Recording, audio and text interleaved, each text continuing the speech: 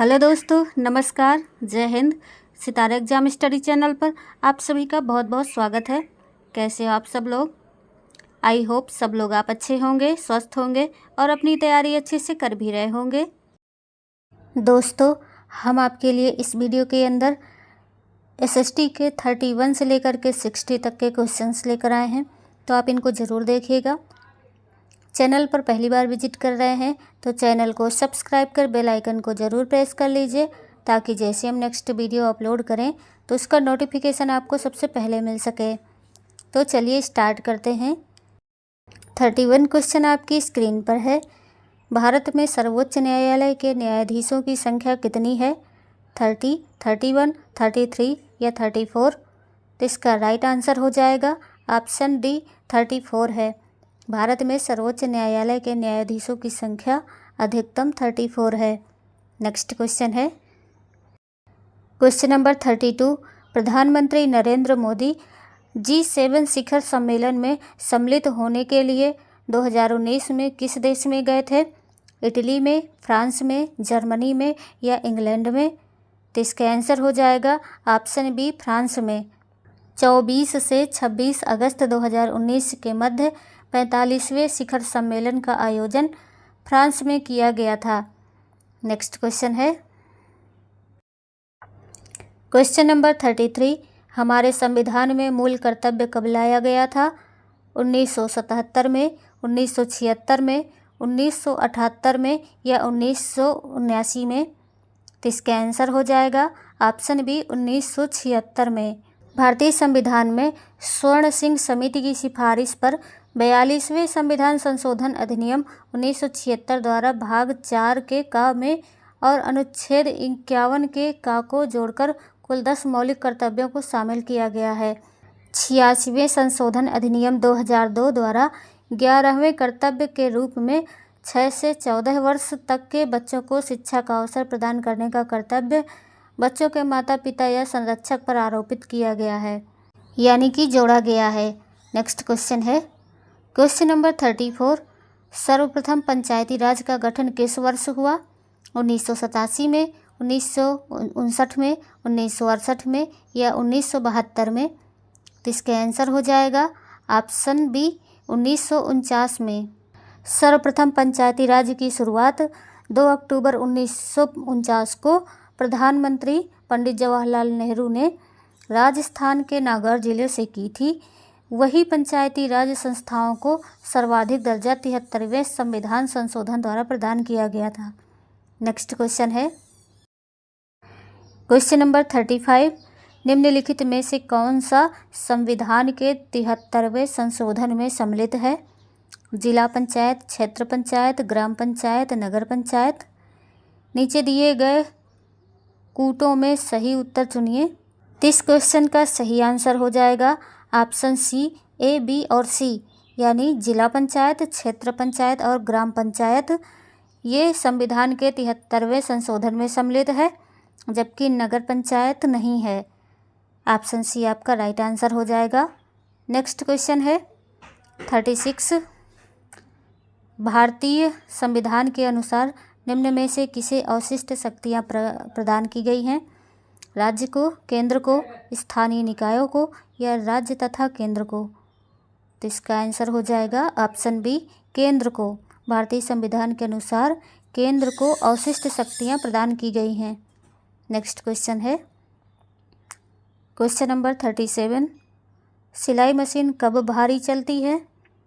Shuttle में धागा अटक जाने पर, तेल की कमी तथा सफाई नहीं करने पर, बेल्ट बहुत ढीला होने पर या प्रेशर फुट में ज़्यादा दबाव होने पर? तो इसका राइट आंसर हो जाएगा ऑप्शन बी तेल की कमी तथा सफाई नहीं करने पर। सिलाई मशीन कब भारी चलती है? जब तेल की कमी होती है और सफाई नहीं होती है। नेक्स्ट क्वेश्चन है क्वेश्चन नंबर 38। निम्नलिखित में से कौन सी मृदा संरक्षण की विधि नहीं है? फसल चक्र, जैविक खाद, कीटनाशक रसायन या मृदा अपरदन रोकना?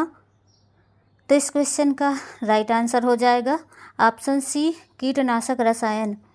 कीटनाशक रसायन मृदा संरक्षण की विधि नहीं है, जबकि फसल चक्र जैविक खाद और मृदा अपरदन को रोकना मृदा संरक्षण की विधि है।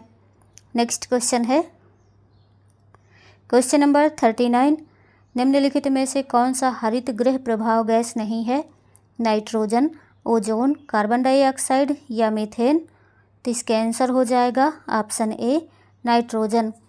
नाइट्रोजन एक हरित गृह प्रभाव गैस नहीं है।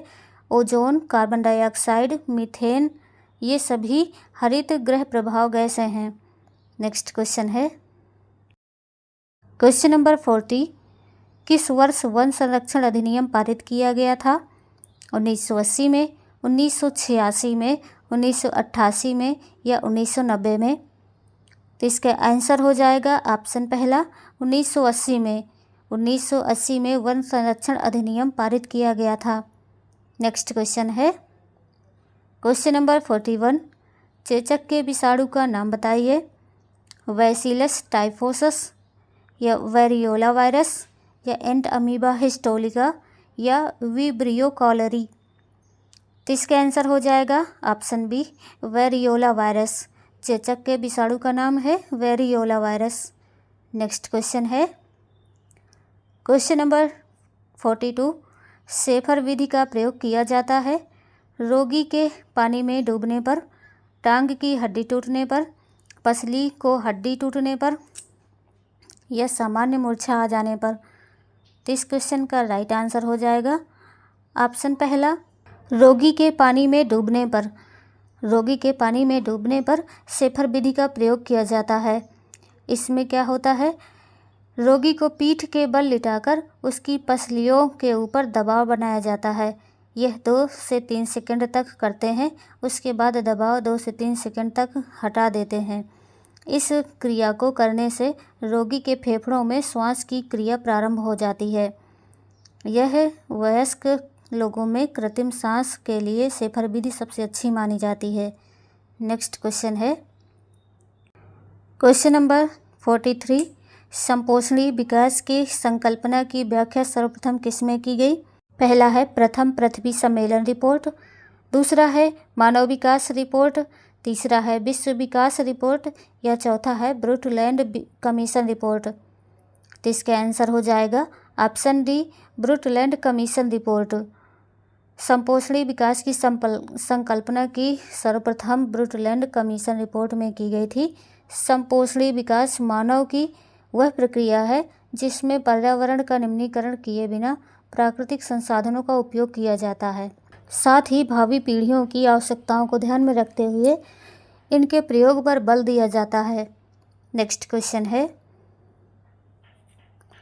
Question number 44। निम्न में से किसे भारत का राष्ट्रीय जलीय जीव कहा जाता है? कछुआ को, मगर को, घड़ियाल को या डॉल्फिन गैंगेटिका को? तो इसका आंसर हो जाएगा ऑप्शन डी डॉल्फिन गैंगेटिका को। भारत की राष्ट्रीय जलीय डॉल्फिन गैंगेटिका है। यह भारत, नेपाल, बांग्लादेश की गंगा, ब्रह्मपुत्र, मेघना और कर्णफुली संगू नदी तंत्र में पाई जाती है। इन्हें वन्य जीव संरक्षण अधिनियम 1972 की अनुसूची 1 में रखा गया है। नेक्स्ट क्वेश्चन है क्वेश्चन नंबर 45। ट्रिप्सिन एंजाइम किस क्रिया में सहायक होता है?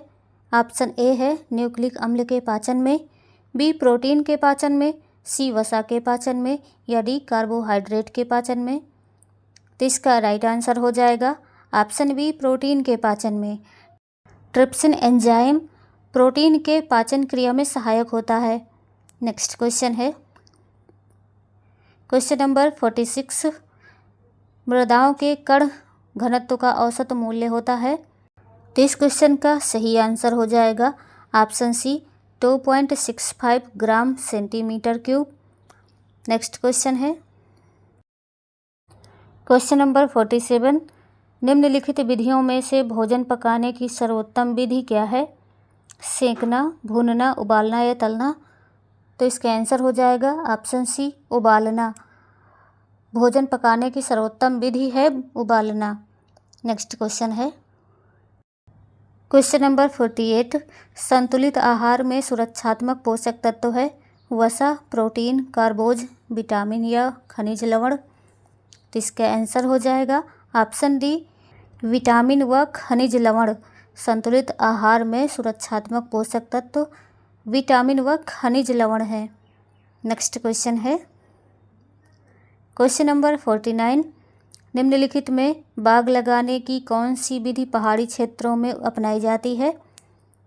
खटभुजादार, एकांतर, वर्गाकार या समोच्च। तो इसका आंसर हो जाएगा ऑप्शन डी समोच्च। नेक्स्ट क्वेश्चन है क्वेश्चन नंबर 50। ग्रीन हाउस में सब्जियों को उगाने की विधि को कहते हैं? Kitchen gardening, truck gardening, vegetable forcing या फ्लोटिंग गार्डनिंग।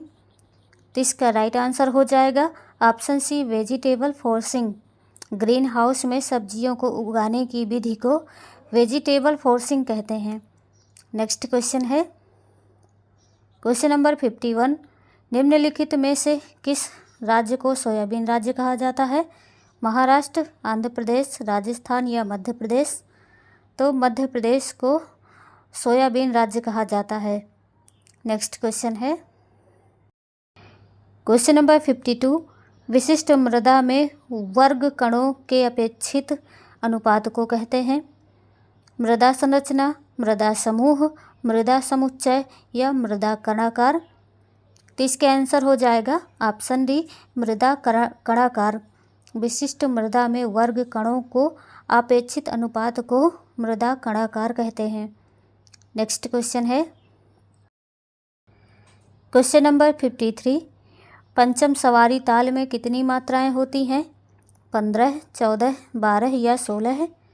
तो इसका आंसर हो जाएगा ऑप्शन पहला 15 है। पंचम सवारी ताल में 15 मात्राएं होती हैं। नेक्स्ट क्वेश्चन है क्वेश्चन नंबर 54। योजना विधि आधारित है? देखने पर, सुनने पर, करके सीखने पर या इनमें से कोई नहीं। तो इसका आंसर हो जाएगा ऑप्शन सी करके सीखने पर। योजना विधि करके सीखने पर आधारित है।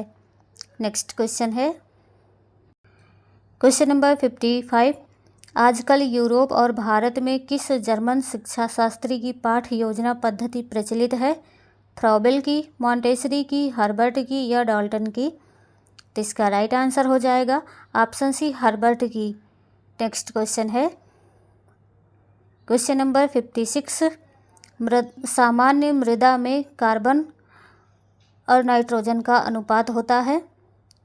तो इसका आंसर हो जाएगा ऑप्शन बी 10:1। सामान्य मृदा में कार्बन का जो अनुपात होता है वो 10 होता है और नाइट्रोजन का अनुपात 1 होता है। नेक्स्ट क्वेश्चन है क्वेश्चन नंबर 57। राग भैरव का गायन समय क्या है?